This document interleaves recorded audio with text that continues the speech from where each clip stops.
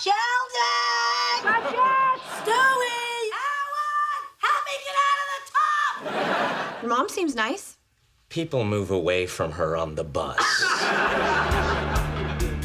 Carol Ann was, incredibly talented and gracious and hilarious. A very loving, warm, compassionate woman with a big life.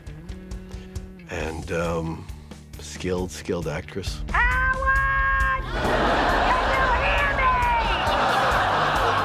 me? Well, space is ruined. When you type Mrs. Wolowitz in the script, it means that, in 2 weeks, Carol Ann Susie's gonna walk through the door, and you get to talk to her and hear her stories. Anytime you ask her, how was your day, what's going on? Oh, she's, lovely, darling, lovely. She and I are both happen to be Italian and from New York. So whenever I see her, she would say, "There's my Goombati." She was just a very old school kind of gal. She didn't even drive. She took the bus here. She took the bus everywhere. Well, old school New Yorker. Yeah. What was she gonna do? Learn to drive? Are you crazy? Hair to here. Hilarious.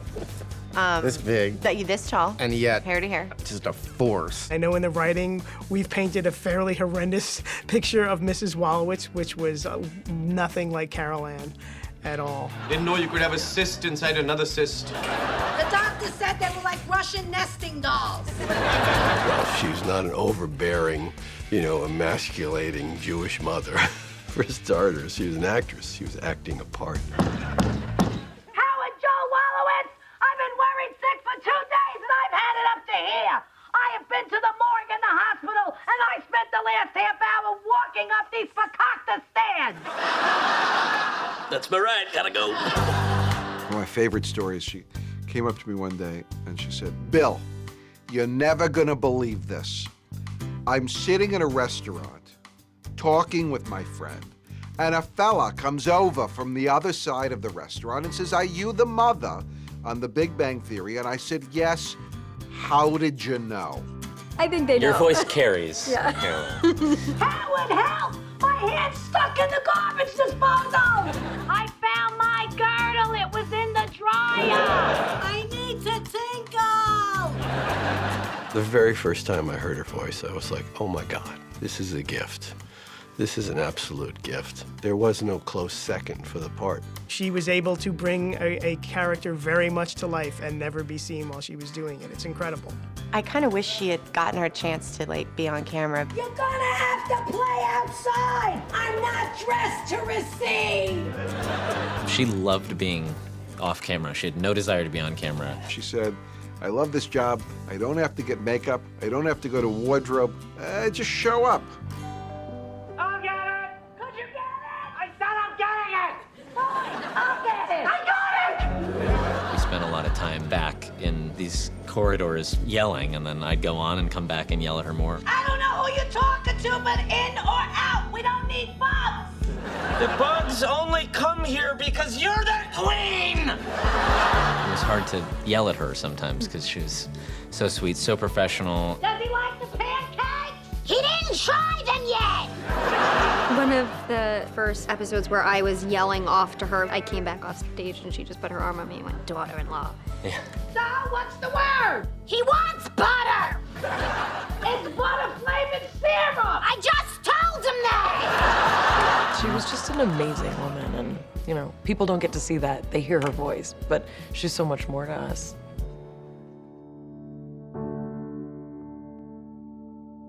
Well, we knew she was struggling, that she had been ill.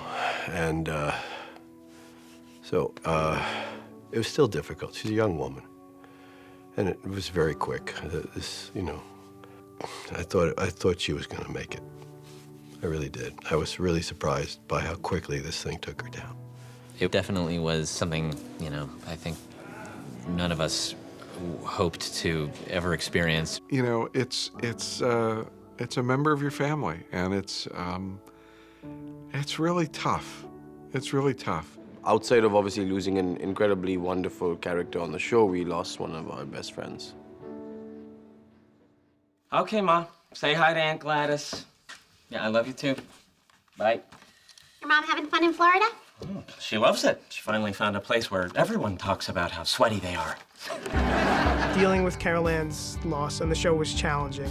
First and foremost, we had lost a friend, so we had to mourn that for a while and come to terms with that before we could even really begin to wrap our heads around how we were going to handle it on the show. Everybody was kind of in shock, and we didn't really know how to respond. We were not emotionally equipped to do anything.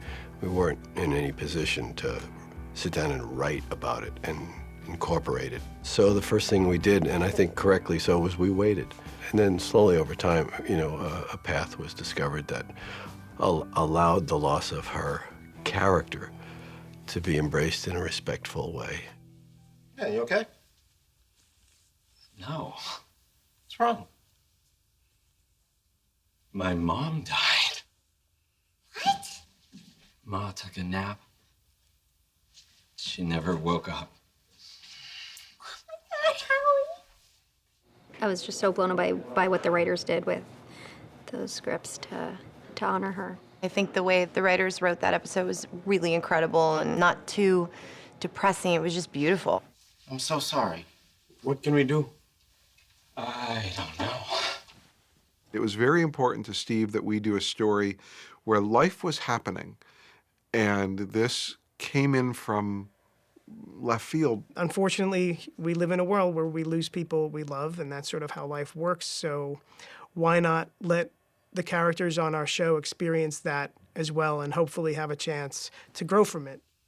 May I say something? Not right now, Sheldon. But I think it would be comforting. Buddy. No, it's okay. What? When I lost my own father, I didn't have any friends to help me through it. You do. We made the conscious decision to have her passing happen at the end of the episode so we could try to have a more typical Big Bang episode that wasn't fixated on her loss, but acknowledged it. Still can't believe she's gone. I mean, that woman took me in. If it wasn't for her, I would have been homeless. One of us would have taken you in. Yeah, I don't recall any offers. You know, we're making a comedy, so it was important not to do a very special episode. I didn't care for her yelling. But now that I'm not going to hear it again, I'm sad. If you want, I can yell at you later. It won't be as good. And yet we all agreed that we didn't want to do a one story and then this had to filter. There was a ripple effect. It had to go on, as it does in life. The loss of a parent impacts you. Howie, what's wrong? And then keeps impacting you in ways you don't understand. It's all defrosting. It's okay, it's just food. It's not just food. This is the last food my mother ever made. This is her last brisket. This is her last meatloaf. This is her last... I have no idea what this is, but it's the last one. I really like the idea of the delayed reaction that we had happen to Howard, where it hit him later. I'm never gonna talk to her again. At a moment where there was nothing really going on, it just hit him. And that happened to me. So I was important to try and put that in. Ma, I promise to keep you close for the rest of my life. Oh no, that thing's gonna end up in my bedroom. I think it's the same picture that was in Chuck's vanity card, but Johnny Galecki and I asked the prop people to please put a tiny picture of Carol Ann on the refrigerator in the boys' apartment. So she'll be in every episode. I don't even know if you could see it on camera, but I promise you it's there. If there was ever a time to see Mrs. Wolowitz, it seemed like the right time. It seemed like, the chance to take a bow and for us to acknowledge a friend we lost.